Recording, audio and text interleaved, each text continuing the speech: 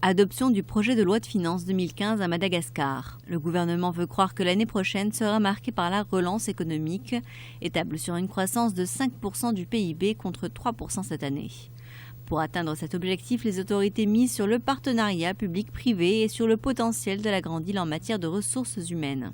C'est d'abord de mettre en place une véritable stratégie, laquelle sera basée sur une mesure, d'encouragement du secteur privé, mettre en place un environnement des affaires qui puisse permettre aux investisseurs de venir à Madagascar. Parallèlement, les recettes fiscales devraient également augmenter pour passer de 11,6 à 12,3% du PIB, des perspectives basées sur l'instauration d'un régime fiscal des sociétés mères filiales, la généralisation de l'impôt sur les revenus intermittents et la nouvelle détermination de la base de l'impôt sur les plus-values immobilières par application d'un abattement forfaitaire de 75%.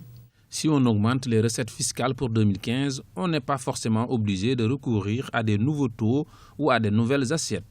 Mais les mesures qui existent déjà ne sont pas encore exploitées au maximum. Ceci étant, ça ne va pas du tout entraver l'idée de la relance économique. Notons que les coopérations avec les partenaires techniques et financiers reprennent progressivement pour accompagner le pays dans ses actions de développement socio-économique afin d'en faire une nation moderne et prospère. D'ici là, le chemin est encore long, mais la grande île semble sur la bonne voie.